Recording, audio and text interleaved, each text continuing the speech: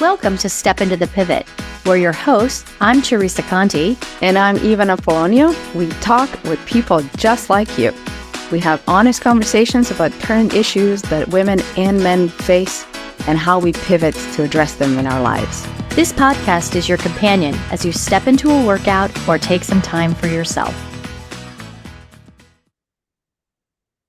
Hi, everybody. Welcome to this week's episode of Step Into the Pivot. And I'm so excited to, together with our audience, be meeting a new friend.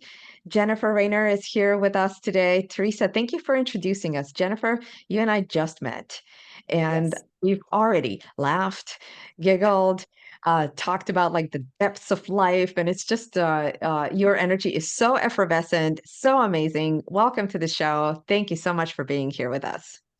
Thanks. Thanks for having me. I always like sharing my story, especially if it can inspire or help others. Yeah, awesome. So Jennifer and I have known each other for a while. I can't even remember where we first met or how we first met, but I always enjoy seeing Jennifer when we see each other in person. So I thought she was a great candidate to have here on the podcast. Jennifer's been part of the financial services industry for 25 years, owned an independent RIA firm. But I know some things were going on like around the time COVID was going on, and you were dealing with some things with your mom, and your kids were, teenagers and going to college and maybe didn't need you anymore, and you really transitioned. I know, right? It's like It's all terrible. these drama things going on, right? But it's really it forced you, well, not forced you, but made you take kind of a step back and think about where your trajectory was going, right? Where you were going to pivot to next. So I'd love for you to kind of start and tell your story. As much of it as you want to tell, but I really did it briefly. Maybe do it in a little more detail and talk about that change in your mindset. Yeah, no, absolutely. So I always like to say I am a financial advisor who turned reluctant entrepreneur or fintech entrepreneur. And it was like moving from this transition of who I used to be, who I felt like I was meant to be, right? It only took me like 25 years to figure it out. So leading up to 2020, I was juggling a ton, like many people do my age, sandwich generation and all, right? I had a mother who had early onset dementia and for 10 years had been caring for us. We built onto our own home for her, was taking care of her. My kids were teenagers leading up to COVID. So one was about to graduated in the middle of COVID. The other was, late teenage years. Pretty much they were like, don't really need you, Mom. I know they need me, but they really were starting to act like they didn't need me. So in 2019, at the end of 2019, my mother passed away. And I was getting to this point where I had, during that time frame, had also purchased an independent RIA that I'd worked for 25 years. That was my end game, right? I was going to buy this. I was going to work for this company and show that I could be more than an executive assistant and become the owner of this firm. Got to that point through all of these trials and tribulations that I had been living through. But then COVID hit. I was like, what? So I bought this practice. My kids don't really need me anymore. And my mother has passed away. And that was pretty much my identity. All of those things were my identity and were overwhelming. So everything sort of paused, as everybody knew during COVID. It was like, okay, well, I still have luckily this income coming in from this RIA that I had purchased, but we were all trying to keep to our own corners, right? Like we don't want to, I see you every day, every second. Do I really want to? I realized I needed my own thing, right?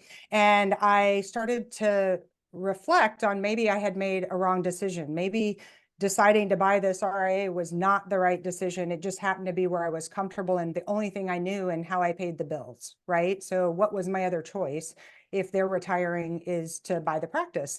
But I realized what I needed to do was find something that connected with me, right? With who I was. And I actually got into the financial services industry. I was dragged into it as somebody who was terrible at money.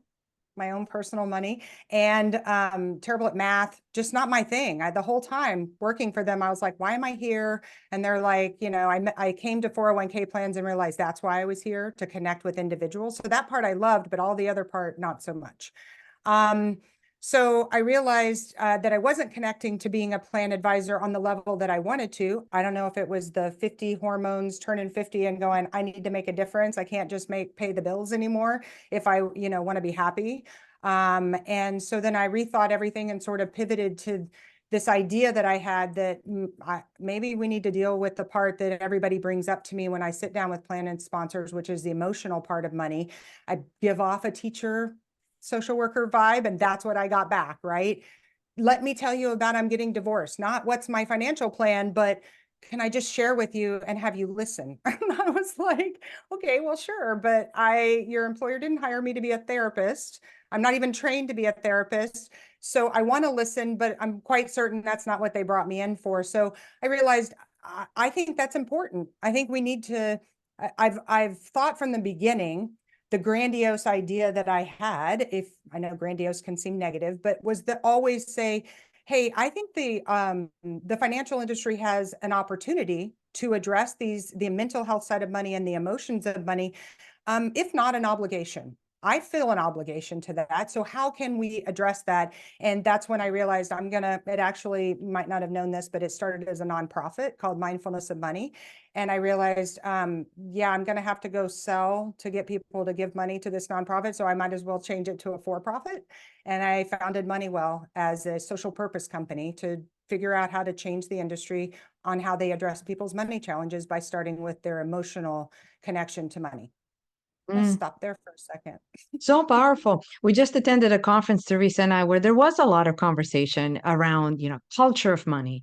Money is energy, emotional decisions that go into, anything that has to do with buying or selling, whether it's on an individual level, entity level, entire organizations making deals. Like it is all, when you peel the layers of the onion, there we are with our, wisdom, with our heart, with our brain.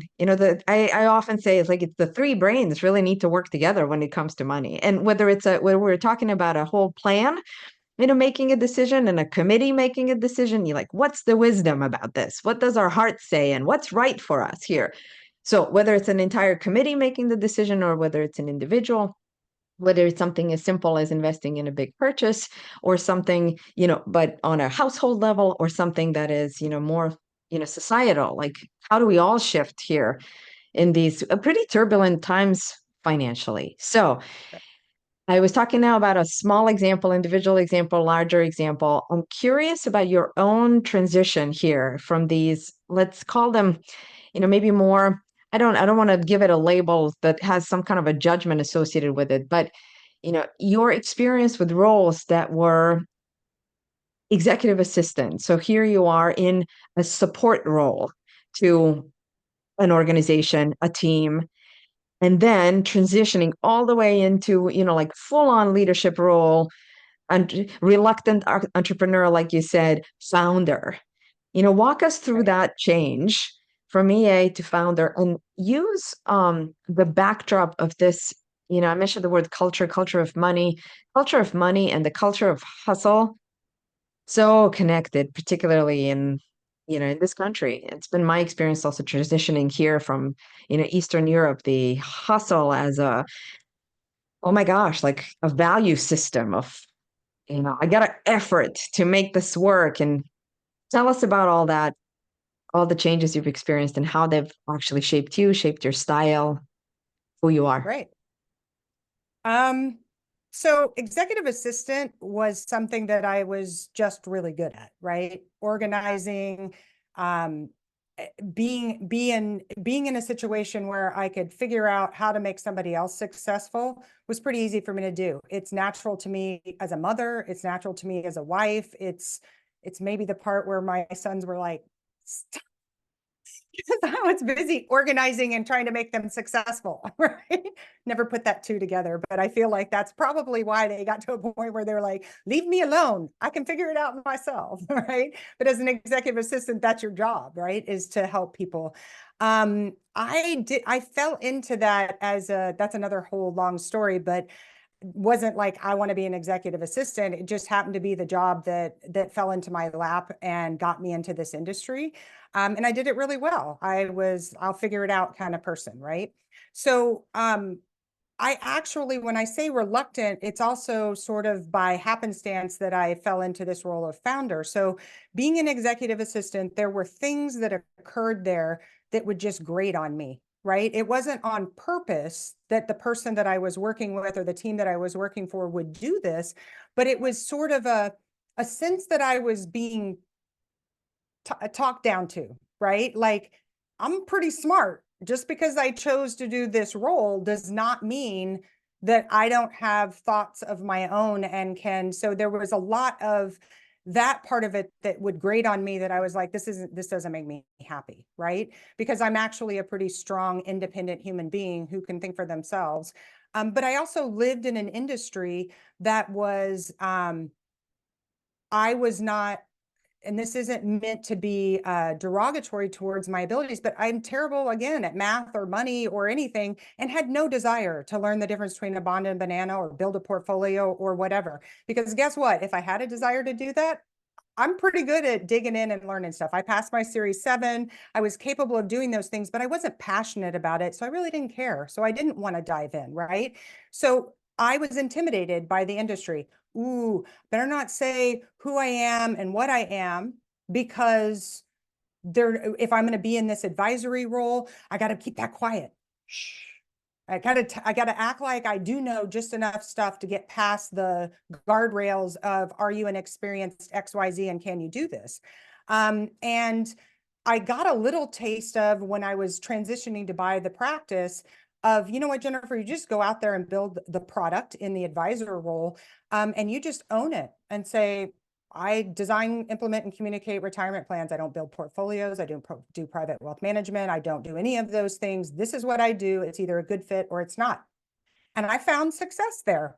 They were like, cool, works for us. Here's the fee you're willing to pay for that, and we're good to go, right? I get a lot of pushback on that. What value do you add? I'm like, I made my own value. I said, this is what I add value. People like me. They see the results with their employees. So therefore, X. It's all good. I don't fit everybody's mold, but it works for my clients, right?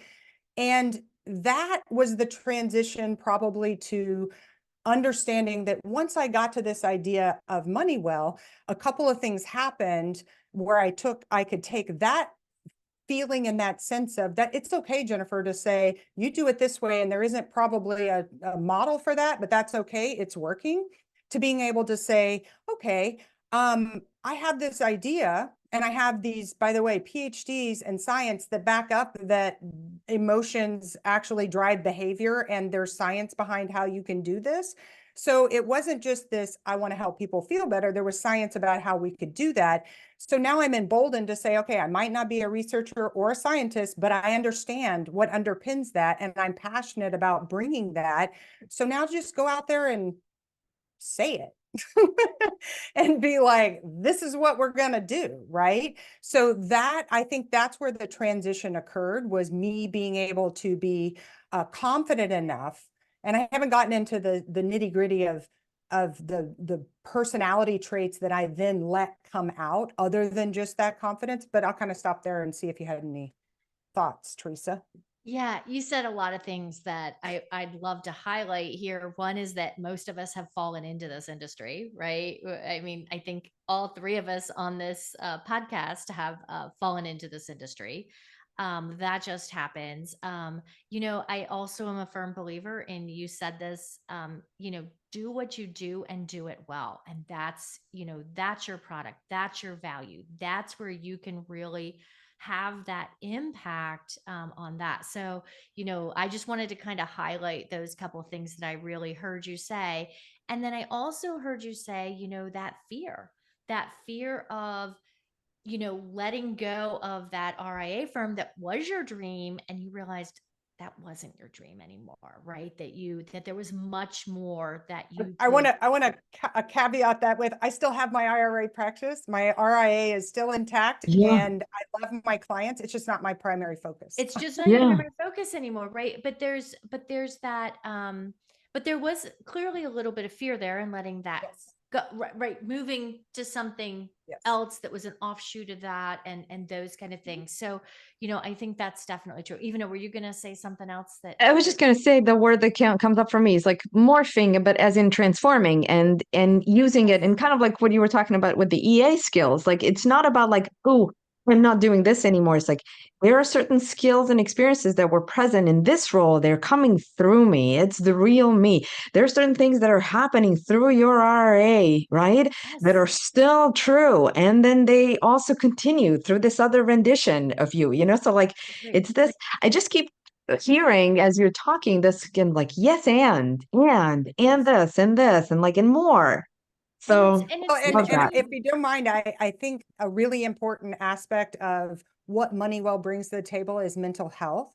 So I'd love, if you don't mind, for me to share Sure. that toward that tie, right? Wait. So I'll try not to go down in the weeds of my near-death experience, but I'm in the middle of creating Moneywell in the first iteration and trying to determine, how do I bring this to the masses, right? How do I create a scalable solution? I created like a course, right, with a bunch of material. I was like, nobody's going to sign up for your course, Jennifer. That's the problem, right? And that's where I got to that iteration of it's engagement that we have a problem with. And I'm not, it's a great story for another time.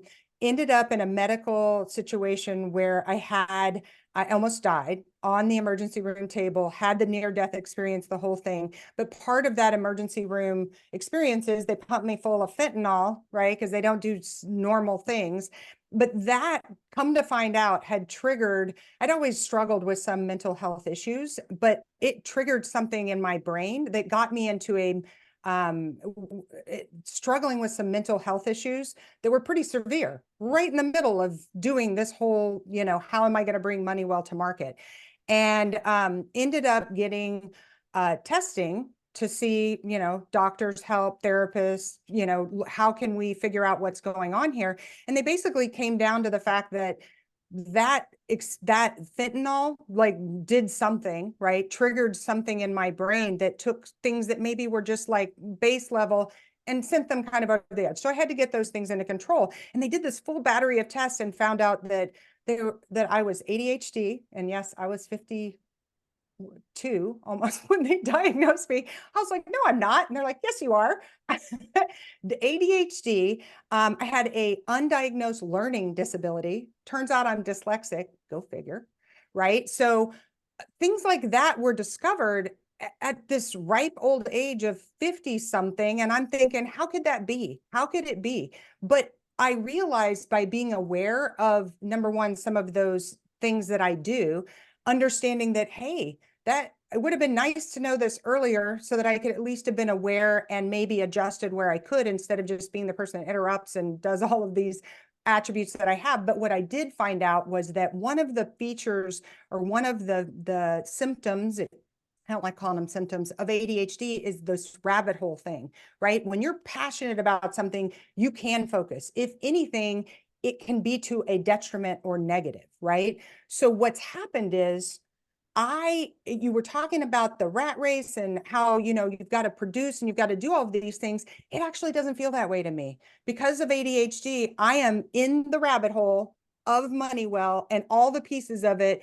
and I'm all in, to the point where sometimes I work ridiculous hours and do ridiculous things and spend 4 years, but I haven't as long as I'm passionate about it, I can't stop myself.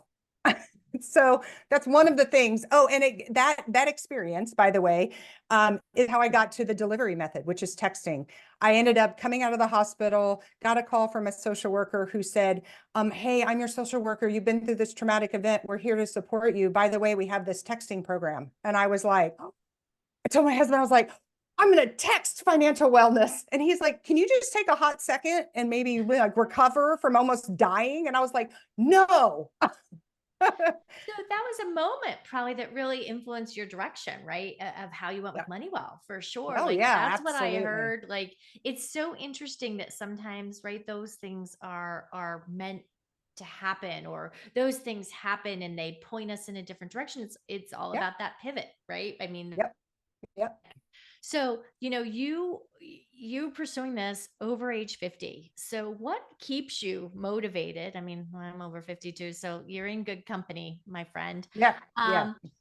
Um, what keeps you motivated? And who are the people that inspire you to keep moving this forward, right? Because I think it's an amazing thing. Thank you. Um, it may sound corny. It may sound contrite, but it's those everyday people that I sat down in front of that I couldn't help, that there was no way for me to create something that I could get paid for to do, and nor would anybody else want to try to tackle or could afford to as a plan sponsor. It's those experiences. It's hearing those and having my own personal ones, which again is a whole nother podcast of my money challenges and the things that I do to myself and the things that it's that there's got to be a way to support people before you tell them what to do, right? And I want that for people. When I first met the PhDs, they were like the PhDs that are on my board. I remember a long conversation with Meg Lertz, and I'm blah blah blah blah blah. She says I verbally process, and she doesn't, so she's super quiet. And all of a sudden, she says, "Jennifer, feels like you just want to help people feel better." And I was like, "Yes, that." She's like, well, there's science behind that. So it's that helping people. And again, I know it sounds like I've made this up because I want people to jump on my crazy train and this idea, but it's true. It's honestly wanting to help people feel better, but tying that to money and all the solutions that are out there that I think they're great, but they don't drive me, right? What drives me is this part of it. And that's fulfilling to know that I'm going to create something along with my team that could actually change how the industry addresses people, and addressing those things first is huge because that has a positive impact, even if they never do the other stuff we need them to do, right? So as for inspirations, again, it sounds like the thing that everybody always says, but I appreciate, it's less of being inspired and more of appreciation of my husband, who lets me go down this unknown, unsecure, could just go down in a blaze of glory idea I have, and has let me basically spend all our money up to this point because he sees how excited I am and he sees what I'm trying to accomplish. And though he may not be in the weeds, I remember him telling me early on, I was like, do you want me to quit? Should I just stop? Back when it was basically nothing except me continuing to iterate and I didn't know where it was going. And he said, you'll know when it's time to stop. And I was like, will I? But he was supportive in that way and still is to this day. So I appreciate him. And then my kids, who are now on their own journeys, I try to bring them into this and they're like, no, no, no, no, no. So I feel like they are supportive of what they think their mom might actually be able to accomplish. Now they've gotten a little older, they're 20 and 22. But their support of, you got this. I think it's actually going to be a thing, mom, is very helpful, right? And they are my tight knit. I don't have a ton of friends. It's mainly just family. And so they inspire me, and they're my rock. They're like the solid place I come back to that has nothing to do with my and my dog.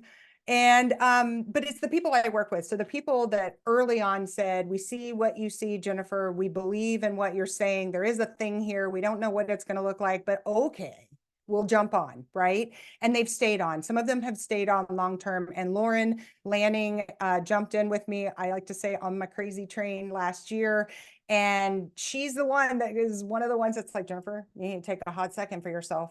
Go do something. Go wherever, to the spa for a day, because she understands. So having those people around me that while I'm like, I'm fine, I'm fine, I'm fine, people saying, this is what we feel like you need to have this outside thing. And Don Perkins is another one that's heard my idea and was like, okay, I got this. I like to say he's like my therapist. I call him every morning and I'm like, blah, blah, blah, blah, blah, blah. And he's like, well, what does that have to do with anything? And I was like, this is the only place I have to say it exactly like I want to say it out of my mouth, because out in public, you have to say it a certain way. So I'm thankful for those people around me. And Rachel Steidel was another one that's been there for the whole time. And she's in public health. And she's like, Jennifer, just be kind to yourself. It's like, okay. Did that It's answer so your question? wonderful. It does answer our question because it tells us also about what you run on. And what I just noticed is gratitude, right? You run. So what's money well built on? And what do you bring through gratitude?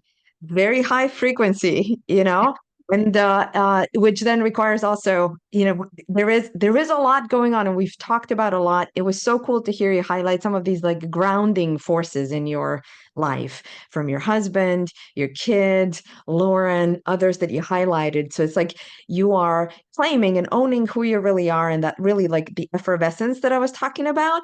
And that needs some grounding that can come from other people and other experiences, but you got to be available to it.